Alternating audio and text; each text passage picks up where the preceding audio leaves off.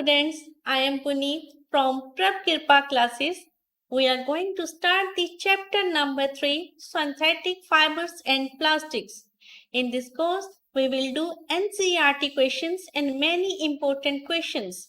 We hope you will find this course of 50 minutes very useful and informative. First question है, explain why some fibers are called synthetic. Answer. Some fibers are called synthetic fibers because they are man-made. They are not grown naturally. They are made by chemical processing of petrochemicals. For example, nylon, polyester, acrylic, etc. अब हमारे सामने question है कि कुछ fibres को synthetic क्यों कहते हैं। हम पहले देख लेते हैं कि फाइबर्स जो होते हैं उनकी 2 टाइप्स होती हैं। एक हो गई सिंथेटिक और एक होते हैं नेचुरल। ये जो सिंथेटिक होते हैं ये होते हैं फाइबर्स, ये मैन मेड होते हैं, मनुष्य के द्वारा बनाए जाने वाले फैब्रिक्स होते हैं। और इसकी एग्जांपल्स हो सकती हैं नायलॉन, पॉलिएस्टर, रेयन और एक्रेलिक। ठीक है। जो नेचुरल फाइबर्स होते हैं वो मैन मेड नहीं होते, वो नेचर के द्वारा दिए जाते हैं। और उसकी एग्जांपल्स हो जाती हैं जैसे कॉटन, जो कॉटन प्लांट्स से हमें मिलती है, वूल जो हमें शीप से मिलती है। ठीक है। तो ये जो सिंथेटिक फाइबर्स होते हैं ये नेचुरली ग्रो नहीं होते, ये पेट्रोकेमिकल्स की केमिकल प्रोसेसिंग के द्वारा बनाए जाते हैं। ठीक है। नेक्स्ट क्वेश्चन है, make the correct answer. Rayon is different from synthetic fibers because A. It has a silk-like appearance. B. It is obtained from wood pulp. Or C. Its fibers can also be woven like those of natural fiber. So answer B. It is obtained from wood pulp. Synthetic fibers are of 4 major types: rayon, nylon, polyester and acrylic. Rayon is also called artificial silk. Rayon is prepared by the chemical treatment of wood pulp. Rayon is semi-synthetic fiber. अब हमारे सामने question है कि rayon को synthetic fibre से different क्यों माना जा सकता है। ठीक है। और इसका आंसर है कि रेयन जो है वो वुड पल्प की केमिकल ट्रीटमेंट से बनाया जाता है। जैसे हमने पिछले क्वेश्चन में डिस्कस किया था कि सिंथेटिक फाइबर्स की 4 मेजर टाइप्स होती हैं: रेयन, नायलन, पॉलिएस्टर और एक्रेलिक। एक होता है नेचुरल सिल्क जो कि सिल्क वर्म होता है उससे प्राप्त होता है हमें, वो एक छोटा सा इंसेक्ट होता है उससे। पर जो रेयन है ये सिंथेटिक फाइबर है और इसको हम आर्टिफिशियल सिल्क भी कहते हैं क्योंकि ये इसकी सिल्क लाइक अपीयरेंस होती है। इसको हम सेमी सिंथेटिक फाइबर भी कहते हैं। Next है filling the blanks. A. Synthetic fibers are also called dash or dash fibers, artificial और man-made fibers. जैसे कि हमने पहले ही डिस्कस किया था कि सिंथेटिक फाइबर्स जो होते हैं वो मैन मेड यानी कि मनुष्य के द्वारा बनाए जाते हैं और ये आर्टिफिशियल फाइबर्स होते हैं, ये नेचुरल फाइबर्स नहीं होते। ये आपके सामने कुछ एग्जांपल सिंथेटिक फाइबर्स की दी हुई हैं: पॉलिएस्टर, एक्रेलिक, लिक्रा एंड नायलॉन। ये पेट्रोकेमिकल की सिंथेसिस के द्वारा बनाए जाते हैं। B. Synthetic fibers are synthesized from raw material called dash petrochemicals. ये देखिए आप कि पेट्रोकेमिकल्स जो है वो उसकी यूसेज बहुत ज़्यादा है। ये क्लोथिंग यानी कि जब हम बात करें सिंथेटिक फाइबर्स वो क्लोथिंग होगी, ये petrochemical health, agrochemical, detergent, food, petrochemical के वास्ट यूसेज है। और सिंथेटिक फाइबर भी जो हैं वो पेट्रोकेमिकल से ही बनाए जाते हैं। नेक्स्ट है C. Like synthetic fibers, plastic is also a dash polymer. Plastic की तरह सिंथेटिक फाइबर जो होते हैं वो भी एक पॉलीमर ही है। पॉलीमर क्या होता है? पॉलीमर होता है a long chain molecule that is formed from small molecules linking together. जो छोटे छोटे ये मोनोमर है, एक छोटा मॉलिक्यूल और बहुत से मॉलिक्यूल्स ये मोनोमर्स इकट्ठे होकर पॉलीमर को क्रिएट करते हैं। Next, question number 4. Give examples which indicate that nylon fibers are very strong. Answer. Nylon fibers are very strong, so they are used for making ropes, used for climbing rocks, and for making parachutes. Nylon is also used in making sports accessories like rackets. Nylon fibers do not absorb water and are not attacked by fungus, moth, etc. अब हमने example देनी है कि nylon के जो fibres होते हैं वो बहुत स्ट्रॉन्ग होते हैं। वो कैसे होते हैं? वो इसलिए स्ट्रॉन्ग होते हैं, ये इस बात से पता चलता है कि जैसे ये देख रहे हैं पैराशूट्स की रोप्स, इसके बनाने के काम में नाइलॉन की रोप्स को यूज़ किया जाता है। ये रॉक क्लाइंबिंग में जो रोप यूज हो रही है वो भी नाइलॉन की बनी होती है, ठीक है। और आप ये स्पोर्ट्स के रैकेट्स देख रहे हैं, वे भी नाइलॉन के बने होते हैं। ये जो नाइलॉन के फाइबर्स होते हैं ये वाटर को अब्जॉर्ब नहीं करते और इन नाइलॉन के फाइबर्स पर फंगस भी अटैक नहीं करती और मोथ भी अटैक नहीं करती। मोथ क्या होता है? छोटे छोटे कीड़े होते हैं जो कि फाइबर्स पर अटैक करके फाइबर को खराब कर देते हैं, जैसे कपड़ों को खराब कर देते हैं। उसका भी कोई असर मोथ का नाइलॉन के फाइबर्स पर नहीं होता। इस तरह नाइलॉन के फाइबर्स बहुत ही स्ट्रॉन्ग होते हैं। Next question है, explain why plastic containers are favored for storing food. Answer. Plastic containers are favored for storing food because number 1, plastic does not react with food items stored in them. Number 2, plastic containers are light, durable and easy to handle. Number 3, plastic containers are airtight. Or 4th, they are cheap and do not get rusted. अब हमारे सामने question है, food को store करने के लिए plastic containers को क्यों ज़्यादातर यूज़ किया जाता है? इसका आंसर ये है कि जो भी आइटम फूड की ज़्यादातर इसमें स्टोर की जाती है वो उसके साथ प्लास्टिक रिएक्ट नहीं करता। दूसरा है कि ये जो प्लास्टिक के कंटेनर होते हैं ये हल्के होते हैं, ड्यूरेबल होते हैं और इनको हैंडल करना बहुत आसान होता है। इसके कंपैरिजन में अगर हम आयरन का कंटेनर लें तो वो उसको हैंडल करना भी मुश्किल होगा क्योंकि वो भारी भी होगा, ठीक है।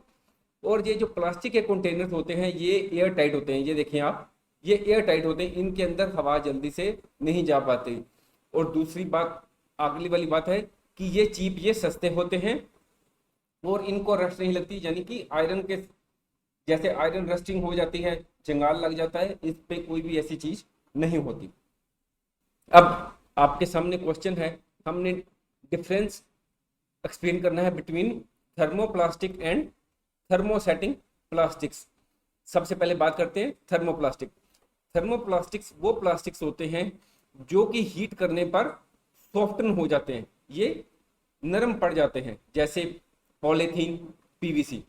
थर्मोसेटिंग प्लास्टिक्स वो प्लास्टिक्स होते हैं विच व्हेन मोल्डेड वंस, जब इनको एक बार मोल्ड कर लिया जाता है उनको दोबारा हीट करके फिर सॉफ्ट नहीं किया जा सकता। उसकी एग्जांपल है बेकलाइट और मेलामाइन।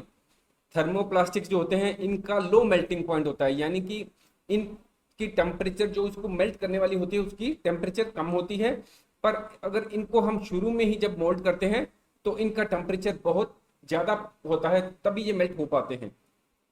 हाई टेम्परेचर पर इनको मेल्ट करना पड़ता है। जो थर्मोप्लास्टिक्स होते हैं इनको रिसाइकल किया जा सकता है, रीमोल्ड किया जा सकता है, जबकि थर्मोसेटिंग प्लास्टिक्स जो हैं इनको रीमोल्ड या रिसाइकल नहीं किया जा सकता।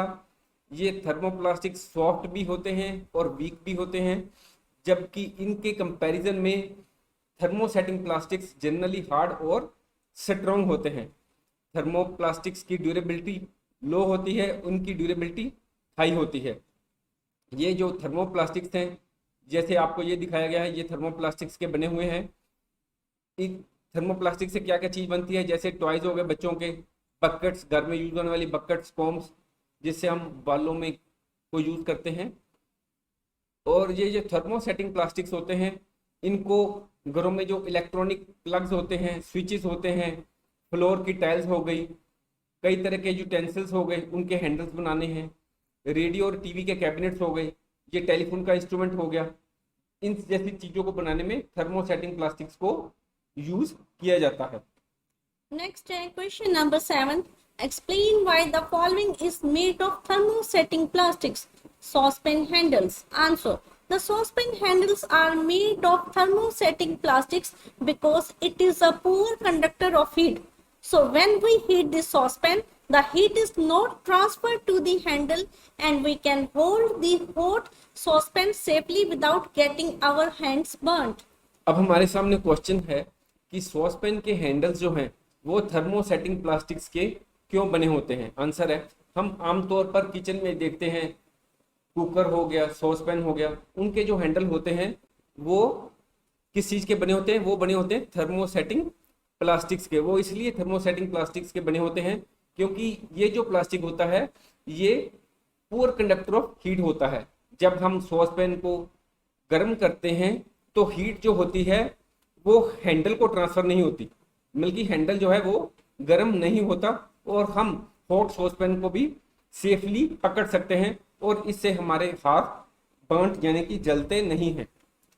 Next, explain why the following is made of thermosetting plastics. Electric plugs, switches, plug boards. Answer. Electric plugs, switches, plug boards are made of thermosetting plastics because it is a poor conductor of electricity. When electricity passes through the plugs, switches, plug boards, it produces heat and this type of plastic does not melt and protects us from electric current passing through them. अब हमारे सामने question है कि electric के plugs, electric के switches, electric के जो plug boards हैं उनको बनाने में थर्मोसेटिंग प्लास्टिक्स क्यों यूज की जाती है। वो इसलिए यूज की जाती है क्योंकि जो थर्मोसेटिंग प्लास्टिक्स है वो इलेक्ट्रिसिटी का पुअर कंडक्टर है। जब इलेक्ट्रिसिटी इन प्लग्स, स्विचेस और प्लग बोर्ड से क्रॉस करती है तो ये जो है गर्म हो जाती, इससे हीट प्रोड्यूस होती है और इस तरह का प्लास्टिक जो है वो उस हीट से मेल्ट नहीं होता और करंट पास होते समय भी हमें कोई भी परेशानी नहीं होती, हमें करंट नहीं लगता। Next, categorize the materials of the following products into can be recycled and cannot be recycled. Telephone instrument, plastic toys, cooker handles, carry bags, ball point pens, plastic bowls, plastic covering on electrical wires, plastic chairs, electrical switches. So answer. अब आपके सामने ही हमने show कर दिया है, जैसे कि बच्चों के खिलौने हो गए, इनको रिसाइकिल किया जा सकता है। ये जो कैरी बैग्स हो गए, इनको रिसाइकिल किया जा सकता है। ये बॉल पॉइंट पेन हम यूज करते हैं, छोटे छोटे प्लास्टिक के कंटेनर, और ये इलेक्ट्रिक वायर पर जो कवरिंग होती है वो, ये जो चेयर्स होती हैं, इन सबको रिसाइकिल किया जा सकता है। पर जैसे ये टेलीफोन का इंस्ट्रूमेंट है, सॉस पैन के, कुकर के हैंडल हो गए या इलेक्ट्रिकल स्विचेस हो गए, इनको रिसाइकिल नहीं किया जा सकता। ठीक है। Next, Rain wants to buy shirts for summer. Should he buy cotton shirts or shirts made from synthetic material? Advise Rain, giving your reason. Answer. Rain should buy cotton shirts for summer because cotton clothes have pores which allow sweat to come out, evaporate and cool our body. यहाँ पर question दिया गया है कि अगर कोई person shirts को खरीदना चाहता है समर के लिए, गर्मी के मौसम के लिए, तो उसको कॉटन की शर्ट यूज करनी चाहिए, बाय करनी चाहिए या सिंथेटिक मटेरियल की, उसको आप क्या एडवाइस करेंगे?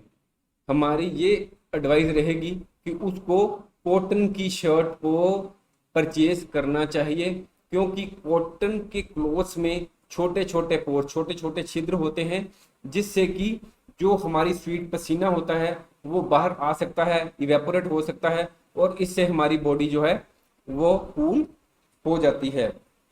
Next, question number 10. Give examples to show that plastics are non-corrosive in nature. Answer. Following examples show that plastics are non-corrosive in nature. Number 1. Many food items are stored in plastic containers. Plastic does not react with these stored food items. Number 2.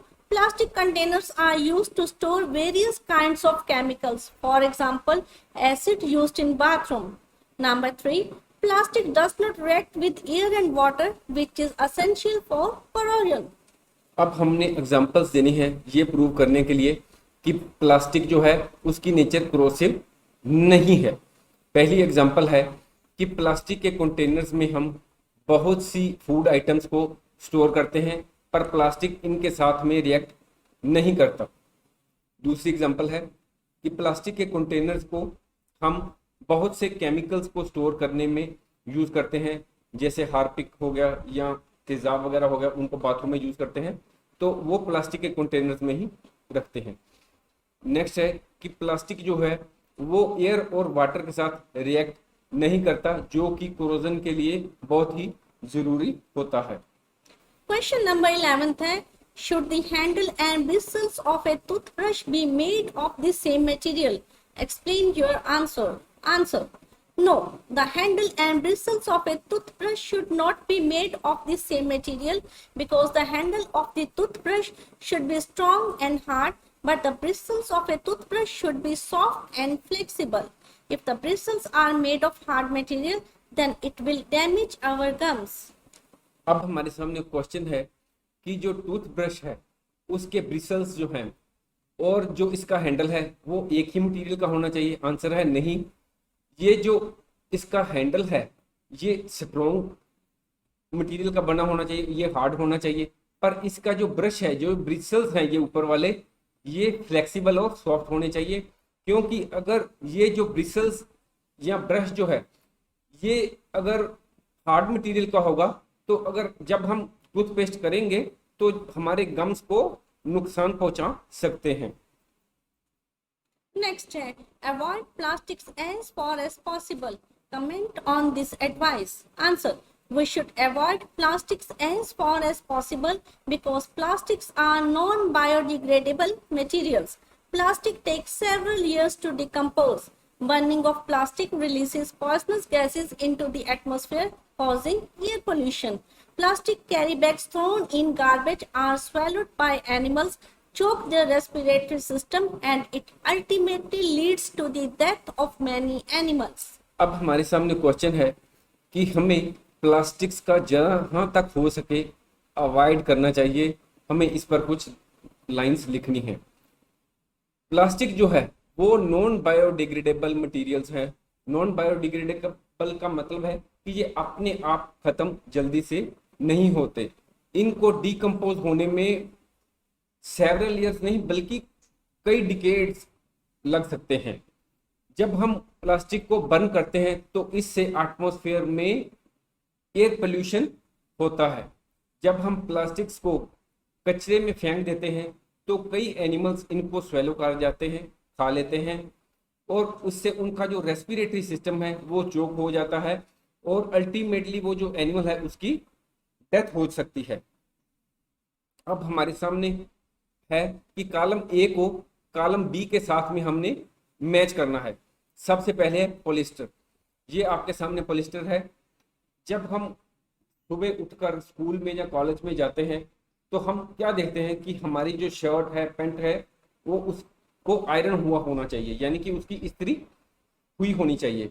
तो ये जो polyester होता है ये fabrics do not wrinkle easily, ये आसानी से इन पर सिलवटें नहीं पड़ती। इसकी ये मतलब नहीं है कि हमें हर समय पॉलिस्टर के कपड़े पहनने चाहिए। अगर गर्मी का मौसम है तो हमें कॉटन के पहनने पड़ेंगे।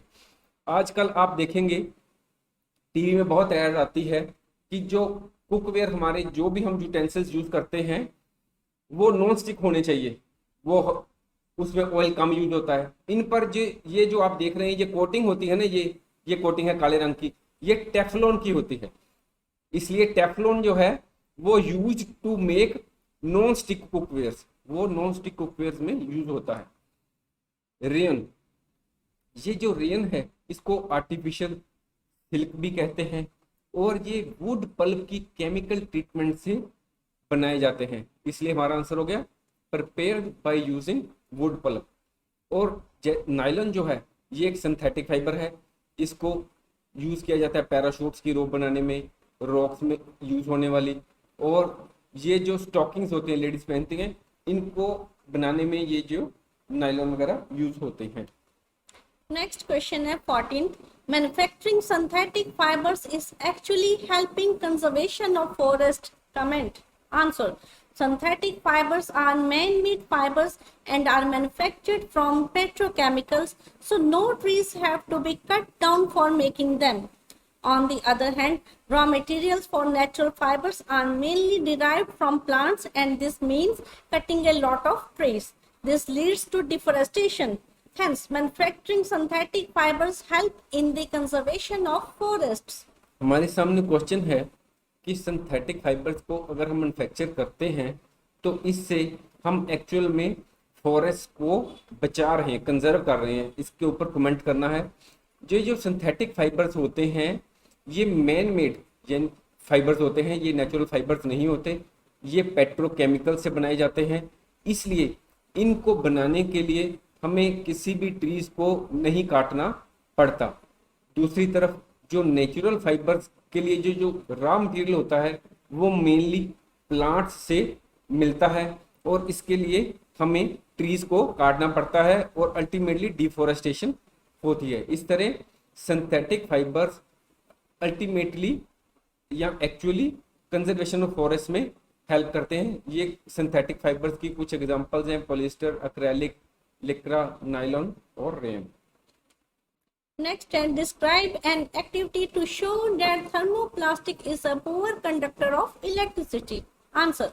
If we place a piece of copper in the gap touching the points A and B in figure 1, we observe that bulb glows. If we place a plastic in the gap between A and B in figure 2, we observe that bulb will not glow. It means thermoplastic is a poor conductor of electricity. यहाँ पर हमने एक activity करके दिखानी है जिससे कि ये पता चले कि थर्मोप्लास्टिक जो है वो इलेक्ट्रिसिटी का पुअर कंडक्टर है। आंसर है कि अगर हम एक सर्किट बनाते हैं और उसमें यहाँ पर इस पॉइंट और इस पॉइंट के बीच में कॉपर की मेटल रख देते हैं तो आप देखेंगे कि बल्ब ग्लो करता है। ठीक है, ये पॉइंट ए है, ये पॉइंट बी है। ठीक है, और दूसरी तरफ हम दूसरी पिक्चर में देखते हैं कि ए एंड बी पॉइंट के बीच में हम थर्मोप्लास्टिक को रखते हैं तो बल्ब जो है वो ग्लो नहीं कर रहा।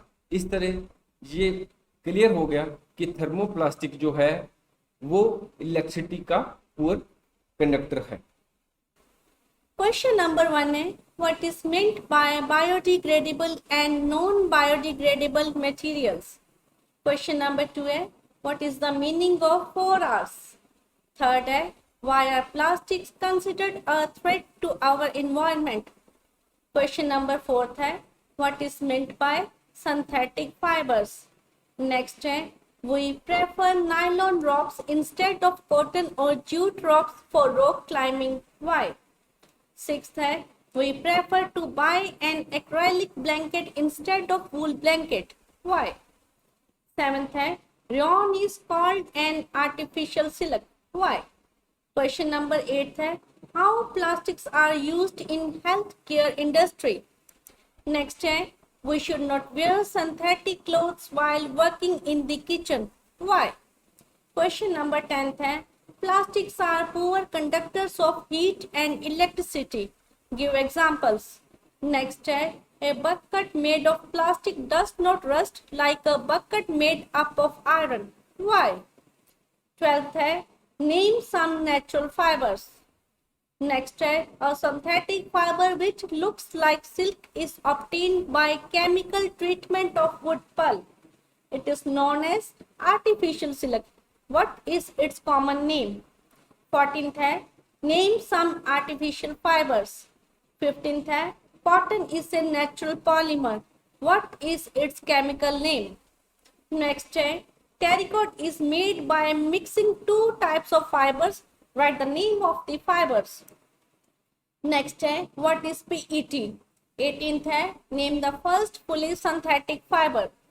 Next है, which raw material is used for making synthetic fibers? Next है, name any 2 thermoplastics. Next है, why is polyester not suitable for summer wear? Next है, name the polymer used in making non-stick cookwares. Question number 23rd है, which is the most suitable material for preparation of handles of cooking utensils. Question number 24th है, which plastic is used for making crockery? 25th question है, which fiber is similar to wool or often used as a substitute to wool? Next है, whether most of the plastics are biodegradable. तो question number 1 है, what is meant by biodegradable and non-biodegradable materials? Answer, the materials which get decomposed through natural processes by the action of microbes, bacteria, fungi, etc. are called biodegradable materials. Examples include peels of vegetables and fruits, fallen leaves, animal wastes, etc. The materials which are not easily decomposed by natural processes are called non-biodegradable materials. Examples include plastic, glass, aluminium cans, etc. अब हमारे सामने question है कि non degradable biodegradable और biodegradable material में क्या difference होता है। सबसे पहले हम करते हैं बायोडिग्रेडेबल मटेरियल।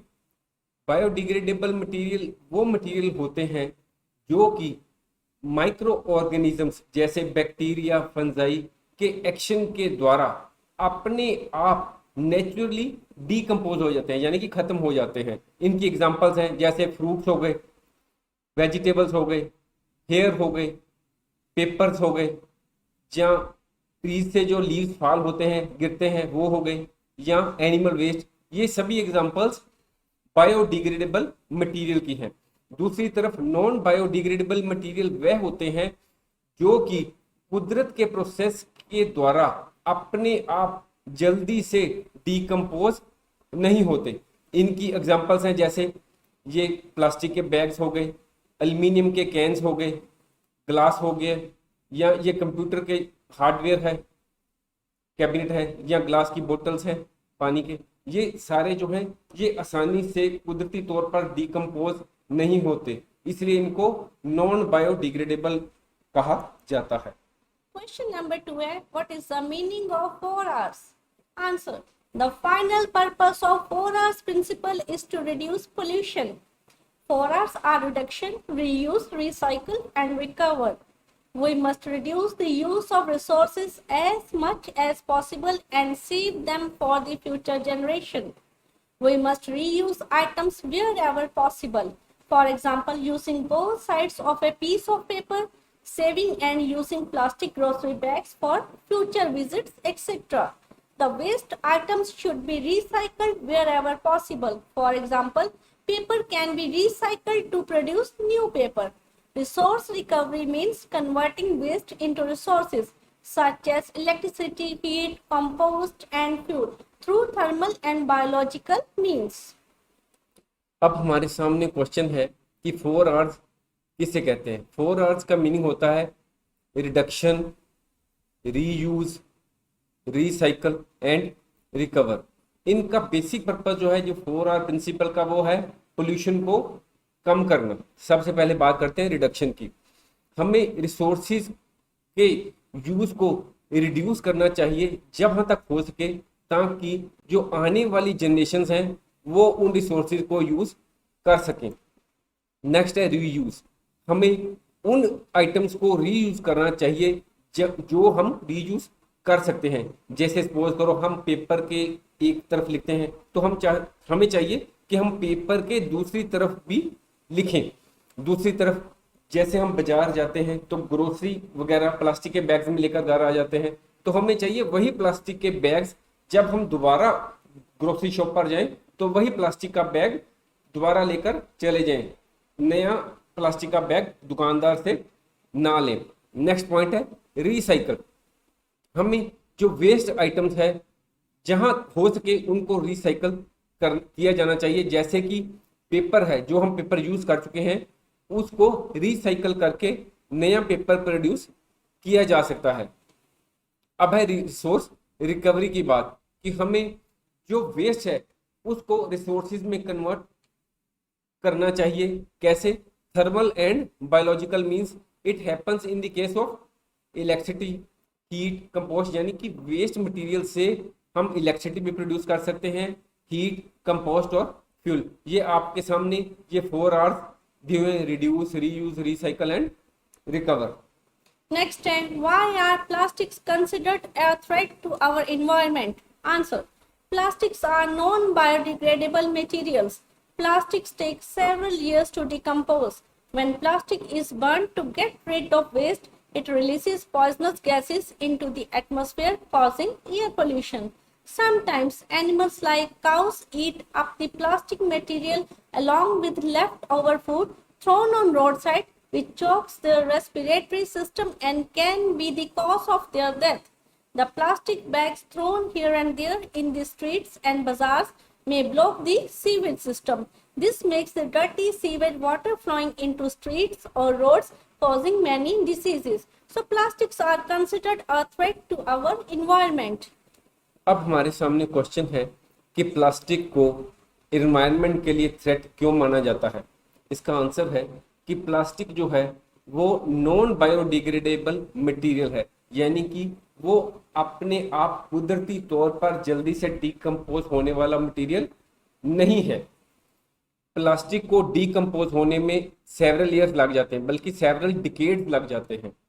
जब हम प्लास्टिक के ढेर को खत्म करने के लिए उसमें आग लगा देते हैं तो क्या होता है, बहुत सा पोल्यूशन, एयर पोल्यूशन क्रिएट हो जाता है। कई बार हम जो लेफ्ट ओवर फूड है वो प्लास्टिक में डालकर सड़कों में फेंक देते हैं, तो क्या होता है, कुछ एनिमल्स जैसे कोज हैं वो लेफ्ट ओवर फूड के साथ जो प्लास्टिक है उसके बैग को भी खा लेते हैं और उनका जो रेस्पिरेटरी सिस्टम है वो चोक हो जाता है और जिससे उनकी डेथ भी हो जाती है।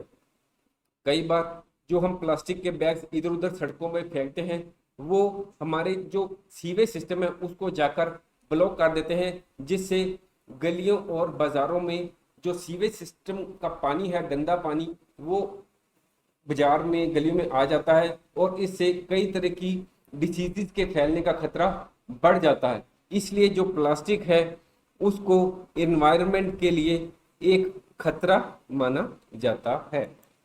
Next time, what is meant by synthetic fibers? Answer.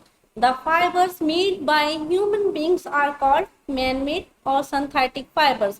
Synthetic fibers are used in many household articles, in aircraft, ships, healthcare, etc. They are very strong and durable. They are quite lightweight and less expensive. They do not shrink and absorb very little water. Clothes made from synthetic fibers are easier to maintain. Some examples of synthetic fibers are nylon, polyester and acrylic. अब हमारे सामने question है कि synthetic fibres किसे कहते हैं। Synthetic fibres वो fibres होते हैं जो मैनमेड होते हैं, यानी कि मनुष्य के द्वारा बनाए जाते हैं, उनको सिंथेटिक फाइबर्स कहते हैं। ये कई हाउसहोल्ड आर्टिकल्स बनाने, एयरक्राफ्ट को बनाने में, शिप और हेल्थ केयर इंडस्ट्री में भी यूज होते हैं। आप सोचते होंगे कि हेल्थ केयर इंडस्ट्री में कैसे यूज होते हैं, जो प्लास्टिक वगैरह हो गए या और कई चीजें हो गई उनमें हेल्थ केयर में ये यूज होते हैं। ठीक है, ये बहुत ही स्ट्रॉन्ग होते हैं और ड्यूरेबल होते हैं और इनका वेट जो होता है ये बहुत कम होता है और ये ज़्यादा एक्सपेंसिव भी नहीं होते, ये जल्दी से श्रिंक नहीं करते। जो कपड़े सिंथेटिक फाइबर से बने होते हैं उनको आसानी से मेंटेन किया जा सकता है।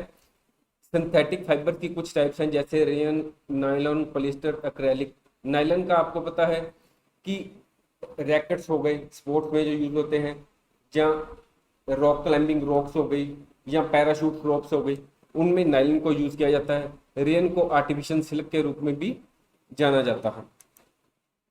Next question है, we prefer nylon ropes instead of cotton or jute ropes for rock climbing. Why? Answer. Nylon ropes are lighter, strong and flexible as compared to cotton or jute ropes. So we prefer nylon ropes instead of cotton or jute ropes for rock climbing. यह question है कि rock climbing में cotton और jute ropes के comparison में nylon ropes को prefer किया जाता है। वो क्यों? वो नायलॉन रोप्स को इसलिए यूज किया जाता है क्योंकि वो लाइटर होती हैं, वो स्ट्रॉन्ग होती हैं और वो फ्लेक्सिबल होती हैं। इसके अलावा जो फंगस है या मोथ, छोटे छोटे कीड़े होते हैं, वो नायलॉन को अफेक्ट नहीं करते। इसलिए नायलॉन की रोप्स को रॉक क्लाइंबिंग के लिए प्रेफर किया जाता है। Next, we prefer to buy an acrylic blanket instead of wool blanket. Why? Answer: acrylic blankets are light in weight, they are cheap and more durable, they are available in many colors and designs, they can be easily washed at home, so we prefer to buy an acrylic blanket instead of wool blanket. अब हमारे सामने question है कि वूल blanket के comparison में हम acrylic blanket को purchase करना क्यों प्रेफर करते हैं। सबसे पहला पॉइंट है कि उनका वेट कम होता है, ये सस्ते होते हैं और ड्यूरेबल होते हैं, ये बहुत से कलर और डिज़ाइन में अवेलेबल होते हैं और इनको घर में ही आसानी से वॉश किया जा सकता है। इसलिए हम वूल ब्लैंकेट के कंपैरिजन में एक्रेलिक ब्लैंकेट को परचेज करना प्रेफर करते हैं। Next, rayon is called an artificial silk. Why? Answer: rayon is called an artificial silk because it has properties similar to that of silk. It is cheaper than natural silk. Rayon is neither a fully synthetic fiber nor a fully natural fiber. It is a semi-synthetic fiber. It is a man-made fiber. The fibers are easily dyed in a wide range of colors. Rayon fabrics are soft, smooth, cool and comfortable. Rayon is made from naturally occurring polymer present in wood pulp. अब हमारे सामने question है कि rain को artificial silk क्यों कहते हैं। इसको आर्टिफिशियल सिल्क इसलिए कहते हैं क्योंकि इसमें सिल्क, नेचुरल सिल्क जो होता है उसके सिमिलर की प्रॉपर्टीज, गुण पाए जाते हैं। ये नेचुरल सिल्क के कंपैरिजन में जो रेन होता है वो सस्ता होता है। रेन जो होता है ये पूरी तरह से ना तो सिंथेटिक फाइबर होता है और ना ही पूरी तरह ये नेचुरल फाइबर होता है। ये एक सेमी सिंथेटिक फाइबर होता है। ये मनुष्य के द्वारा बनाया गया फाइबर होता है। रेन जो होता है, जो रेन का फाइबर है, इसको हम डाई करके कई रंग क्रिएट कर सकते हैं। रेन के फाइबर सॉफ्ट होते हैं, स्मूथ और कंफर्टेबल होते हैं। रेन को वुड पल्प से तैयार किया जाता है। How plastics are used in healthcare industry? Answer: the use of plastics in the healthcare industry has increased over the years. Plastic is now used in making threads used for stitching wounds, syringes, surgical equipments, housings for medical equipments, doctor's gloves, packaging of tablets, etc. अब हमारे सामने question है कि plastic को health care industry में कैसे use किया जाता है। कभी आपने देखा हो किसी को चोट लग जाए तो डॉक्टर के पास जाना पड़े तो वो स्टिचेस लगाते हैं। वो स्टिचेस किससे लगाते हैं? वो प्लास्टिक के थ्रेड्स होते हैं, उनसे स्टिचेस लगाते हैं, या और भी थ्रेड्स हो सकते हैं। इसके अलावा जो प्लास्टिक है वो सिरिंजेस, जो वैक्सीनेशन के दौरान यूज होते हैं सिरिंजेस, उसमें भी ये प्लास्टिक यूज होते हैं।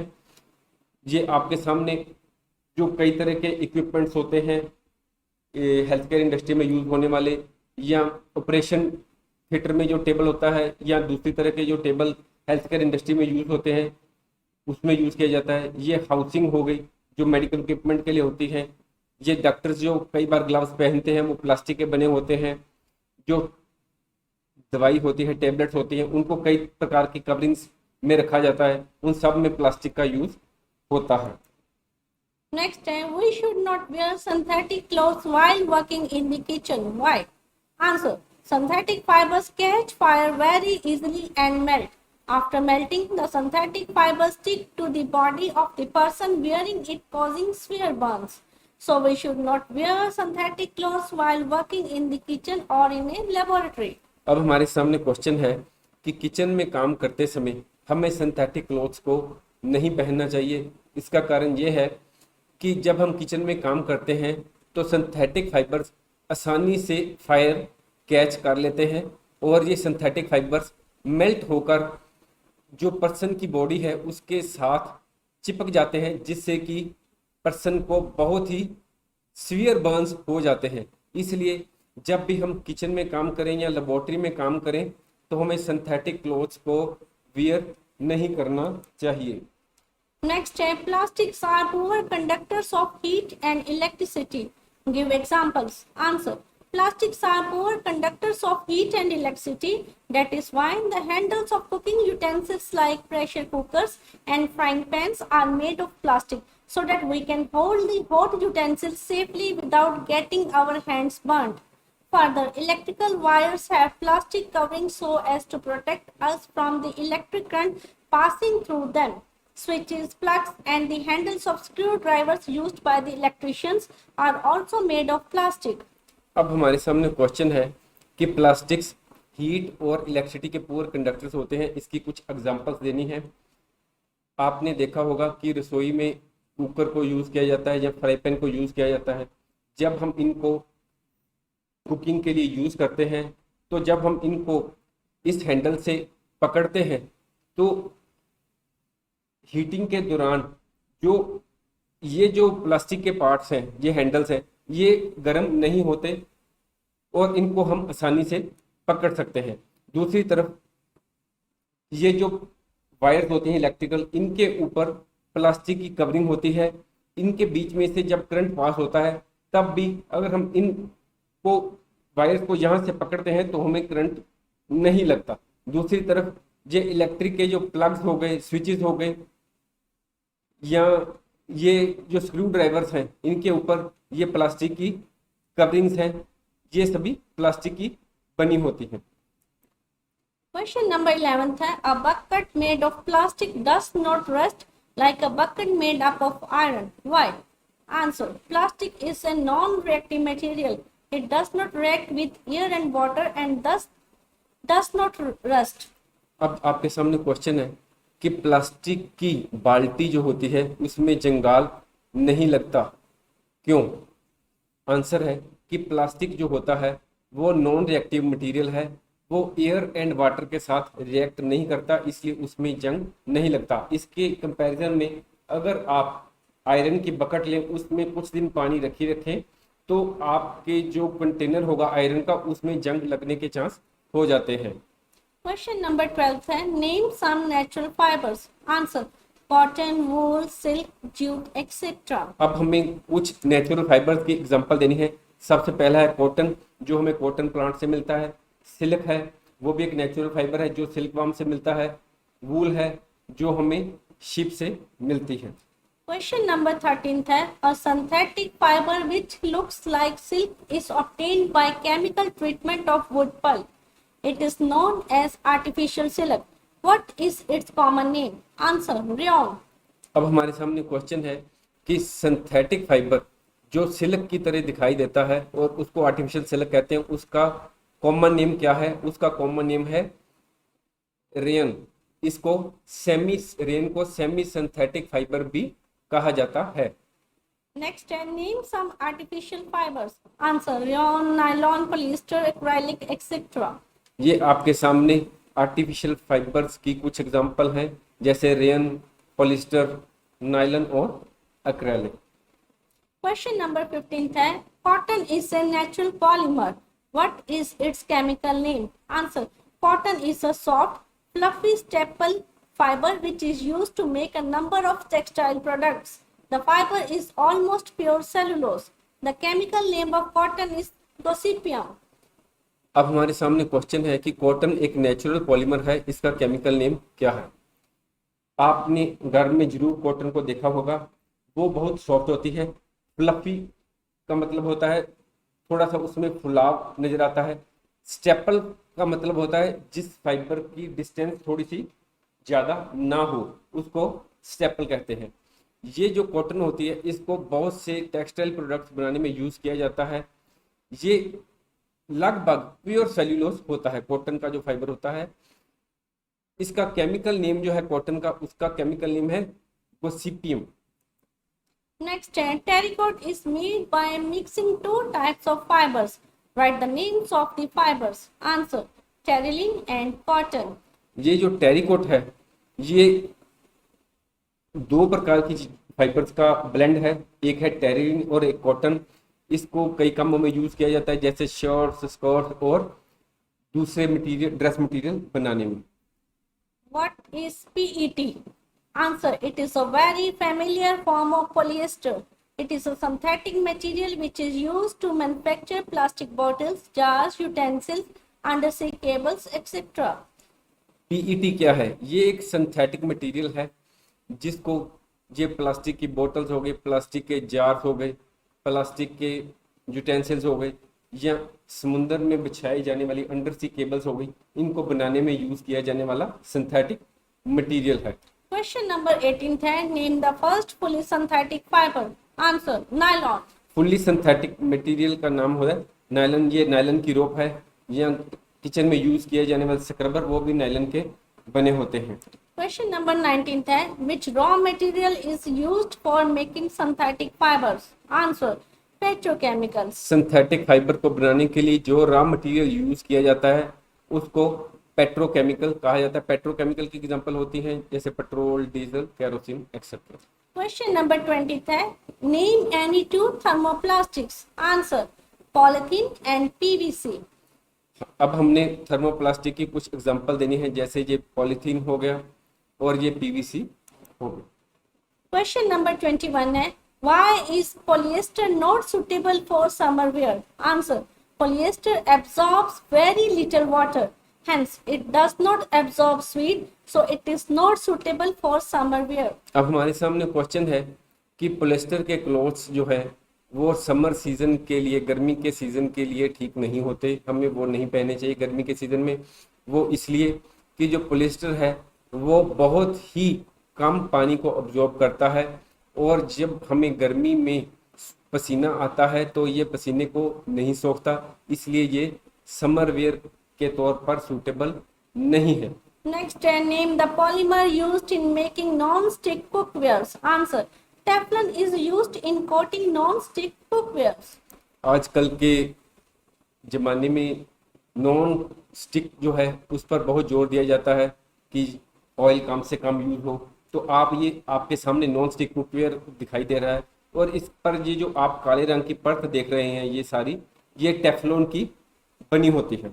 Next, which is the most suitable material for preparation of handles of cooking utensils? Answer, bakelite. Cooking के यूटेंसिल्स में जो हैंडल्स बनाए जाते हैं उनमें जो मटेरियल यूज किया जाता है वो सबसे सूटेबल है बेकलाइट। ये आपके सामने हैंडल्स दिखाई दे रहे हैं बेकलाइट के बने।